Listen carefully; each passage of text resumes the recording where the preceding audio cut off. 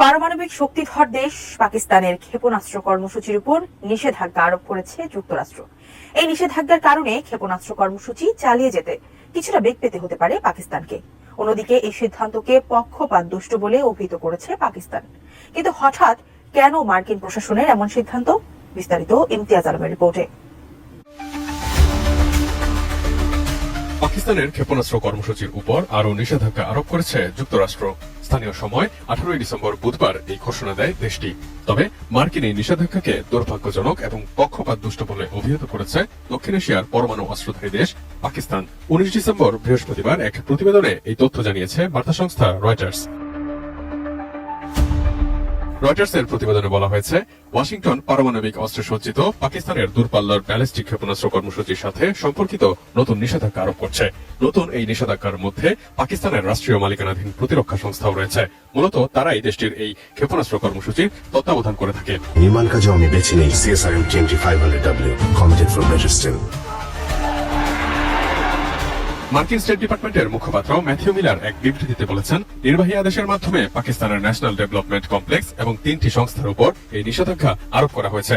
মূলত গণবিধ্বংসী অস্ত্র এবং তাদের সরবরাহের উপায়গুলোকে লক্ষ্য করে এই পদক্ষেপ নেওয়া হয়েছে। মার্কিন এই নিষেধাজ্ঞার ফলে যুক্তরাষ্ট্রে থাকা সংশ্লিষ্ট সংস্থা ও সত্তার অন্তর্গত যে কোনো সম্পত্তি জব্দ করা হবে এবং একই সঙ্গে আমেরিকানরাও এখন থেকে আর এসব সংস্থার সাথে ব্যবসা করতে পারবেন না। তবে পাকিস্তানের পররাষ্ট্র মন্ত্রণালয় এই ঘটনায় বেশ কঠোর প্রতিক্রিয়া জানিয়েছে। এক বিবৃতিতে পাকিস্তান বলছে, মার্কিন এই পদক্ষেপ দুর্ভাগ্যজনক এবং পক্ষপাতদুষ্ট। এছাড়া সামরিক অসামঞ্জস্যকে জোরদার করার লক্ষ্যে আরোপ করা এই নিষেধাজ্ঞা আঞ্চলিক স্থিতিশীলতার ক্ষতি করবে। মূলত পারমাণবিক অস্ত্রধারী প্রতিবেশী ভারতের সাথে পাকিস্তানের প্রতিদ্বন্দ্বিতার কথা স্পষ্ট উল্লেখ করেই পররাষ্ট্র মন্ত্রণালয় একথা বলেছে। এদিকে মার্কিন স্টেট ডিপার্টমেন্টের একটি তথ্যপত্রে বলা হয়েছে, ইসলামাবাদ ভিত্তিক এনডিসি দেশটির দূরপাল্লার ব্যালিস্টিক মিসাইল প্রোগ্রাম এবং ক্ষেপণাস্ত্র পরীক্ষার সরঞ্জামগুলোর জন্য প্রয়োজনীয় উপাদানগুলো পেতে চেয়েছে। এতে বলা হয়েছে, এনডিসি পাকিস্তানের ব্যালিস্টিক ক্ষেপণাস্ত্রের তৈরি ও উন্নয়নের দায়িত্বে রয়েছে, যার মধ্যে অত্যাধুনিক পারমাণবিক অস্ত্র বহনে সক্ষম শাহিন সিরিজের ক্ষেপণাস্ত্র রয়েছে।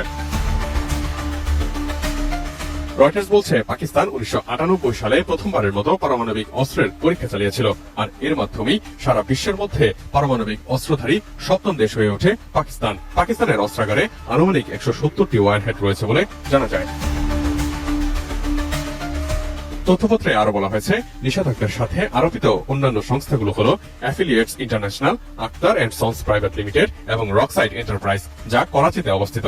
এটি বলেছে, সংস্থাগুলো এনডিসির সাথে বিভিন্ন সরঞ্জাম পাওয়ার জন্য কাজ করেছে।